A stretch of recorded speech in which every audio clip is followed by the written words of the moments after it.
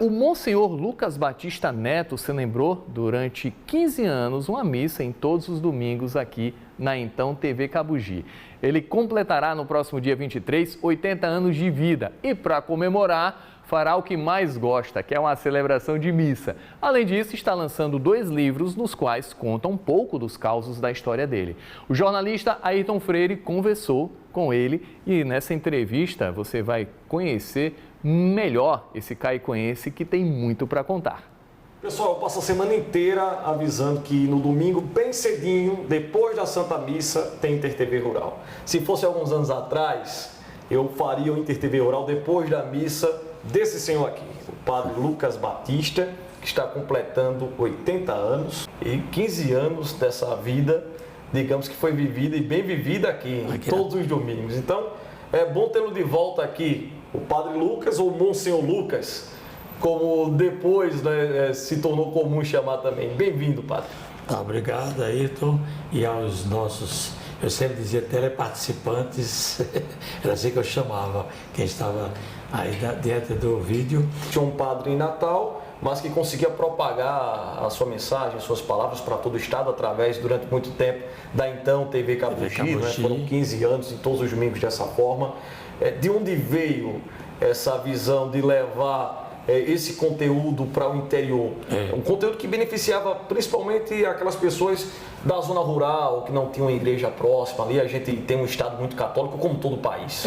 Olha, você tocou num ponto que eu queria até lembrar aqui. Eu recebia muitas cartas e uma delas, um pai tinha 11 filhos no interior de Parelhas, lá no sítio. Quando era na hora da missa, ele botava os filhos todos em torno da mesa e com o pão, na hora que o padre levantava o pão, ele levantava. Na hora que o padre repartia o pão, ele repartia e dava aos meninos. Isso é uma coisa que emociona a gente, né? E essa preocupação de levar essa missa para o interior veio de suas origens? O senhor, como um bom seridoense de Caicó. Eu aprendi com o Dom Helder uma coisa. Lá eu era estudante, ele disse: olha, se me derem um microfone, ou um jornal, ou uma televisão, para eu falar de Jesus Cristo, eu estou aí. Aí eu botei isso na cabeça, eu era estudante.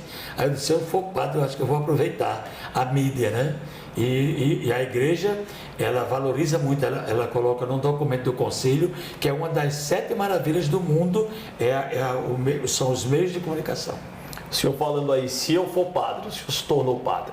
São 80 anos de história, quantos de 53 de sacerdote. Mais de 50 como padre. Mas como se tornou realidade? Conta pra gente onde veio esse desejo, essa vontade. Meu pai era congregado mariano, minha mãe também católica, mas só que ela ficava mais em casa cuidando dos afazeres e papai me levava para a igreja.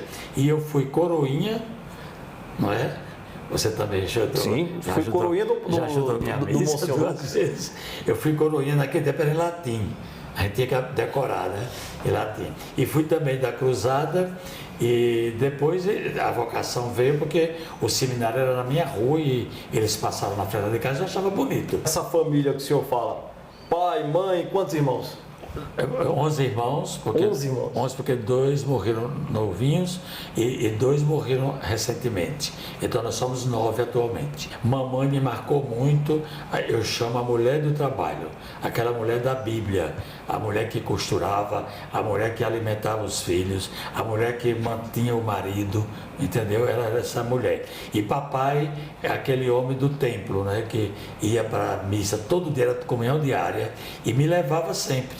Então isso me ajudou muito a ter coragem de trabalhar, que eu acho que isso eu queria que nos meus 80 anos dessa mensagem, coragem de trabalhar, ocupar a juventude, porque a turma está toda aí solta, sem fazer nada, não é dar esmola.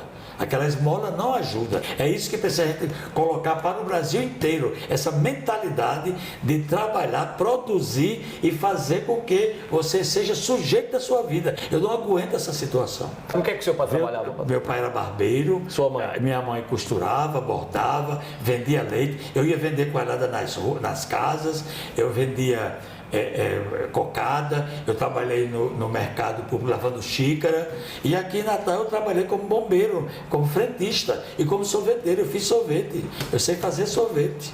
Não é? Quer dizer, sempre trabalhei. E como padre eu não paro. Eu começo de manhã bem cedo, 6h30, fazendo meus exercícios, termino 10 da noite, com a última reunião. Então aquela frase, o trabalho dignifica o homem, é uma grande verdade. E a Bíblia também diz, se não trabalhar, não coma. Está lá na Bíblia, São Paulo dizendo. Padre, ao longo desses 53 anos de sacerdote, não é?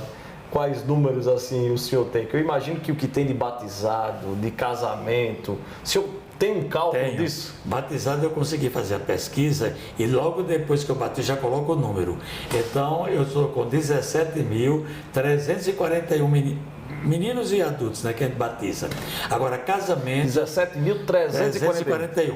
Mais de 17 mil batizados. Nesse período de 53 anos. Agora, casamentos eu só fiz da Paróquia Santa Terezinha. Lá na Paróquia Santa Terezinha, atualmente, já deve estar em 3 mil. Porque quando eu fiz a pesquisa era 2.910. Não sei se o senhor concorda comigo. Se não, pode falar também, estamos aqui conversando. Mas eu vejo a Igreja Católica perder muitos jovens também.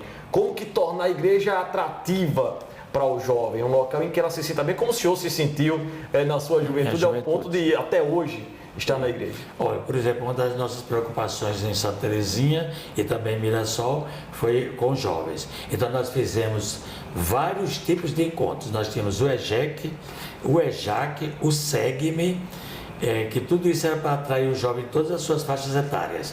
E isso se espalhou para toda a arquidiocese. Então, através desses encontros, a gente nota que é um jogo assim, dinâmico, que o jovem se encontra e ele vibra com essa maneira de se realizar, de atrair, e também a gente engaja o jovem. Eles assumem uma ação pastoral, ou então um movimento, um serviço. Isso é muito aqui da nossa arquidiocese. E em termos de Igreja Mundial, o Papa agora vai fazer em Portugal o encontro mundial de juventude. Eu gostaria de falar de outro Papa, o Papa João Paulo. Não é? João Paulo II esteve no Brasil, esteve no Rio Grande do Norte, e eis aqui um dos homens que trabalhou de forma árdua para a vinda dele. A chegada do Papa. Inclusive fizemos uma reportagem, na minha opinião até hoje, a reportagem mais bonita que eu fiz. Foi muito boa aquela reportagem.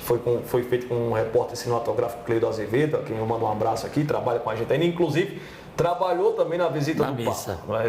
Não sei se na missa, se ele trabalhou... Sim, na missa, no papódromo, exatamente isso. E eu gostaria que o senhor falasse daquilo. Foi, eu acho que inegavelmente, um dos maiores capítulos de sua história. Foi, inclusive, eu até digo assim, que foi a outra pessoa com quem ele falou, foi comigo. Porque quando ele terminou de benzer a Capela do Santíssimo na Catedral, o Monsenhor Marini, que agora já é bispo também, esteve muito comigo, e quando me viu assim afastado, me chamou e me levou para o Papa me abençoar. E daí o Papa já foi embora, né? Então eu acho que foi o último encontro. O senhor colocou repentistas para cantarem para o Papa? Colocou, se não me engano, agricultores levando produtos do campo para ofertar na missa com o Papa. Quando eu sugeri os dois repentistas, aí a comissão não aceitou. Achou que era uma coisa para o Papa botar dois repentistas, mas no fim começaram a conversar e aprovaram. Quer dizer para você que foi a coisa que o Papa mais gostou. Ficou assim, olha, admirando, e chamou para falar com eles. Lá foram os dois com as violas falar com o Papa. Aí pronto, aí eu fiquei lá de cima. Foi, porque o Papa aprovou aquilo que estava em dúvida. E esses dois livros já? Agora, memórias que guardei de Primeiro, memória. porque logo em dose dupla, não é? 80 anos e 2 livros, por que teve que dividir? É tanta coisa assim, Padre? É porque as fotos, o editor disse que não era bom ficar dentro do livro, senão ficava um volume alto. Então tem um livro de fotos e o livro de escrito, né, da história. Fala pra gente um pouquinho de cada um, Padre. Pronto, eu dividi assim, desde o tempo que eu nasci em Caicó, escrevendo, mas no tema família. Aí depois tem o tema de experiência no interior, passei em Macau, Pendências, Alto Rodrigues, aquela região ali. Aí depois tem aqui na Catedral uma equipe de sacerdote também tomando conta das duas paróquias, Catedral de Santa Terezinha. Depois tem ensino religioso, catequese, escolas da fé, escola diaconal, movimento leigo, as pastorais, os encontros, o lazer. Eu botei botei também muitas fotos de lazer, para o pessoal ver que o padre também se diverte, né? Então, padre, 2 livros, muita festa, inclusive o senhor me falava de uma curiosidade, o senhor nunca foi de comemorar aniversário. E não é porque não queria, não é? É por causa do dia. Exatamente porque o padre vai fazer aniversário no dia 23, véspera de São João. Muita canjica, muita fogueira. Então já tinha festa e não era para o senhor. Aí eu dizia, era tudo para mim, eu dizia.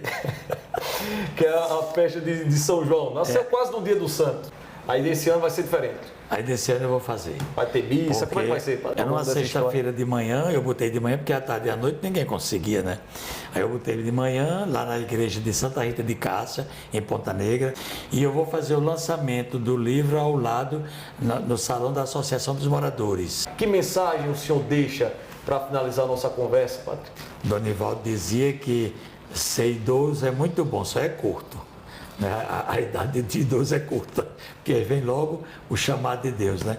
Mas eu quero dizer que a gente viver antenado é uma coisa muito boa, não é? Para tudo que está acontecendo e saber aproveitar, não é, do que tem e transmitir isso com muito amor. Então, eu acho que essa mensagem devia passar para cada um. Bom, senhor Lucas, muito obrigado. Feliz aniversário, muito obrigado, já um pouquinho adiantado. Você é grande. Nos vemos então aí nas comemorações. Muito obrigado. Bem-vindo sempre aqui.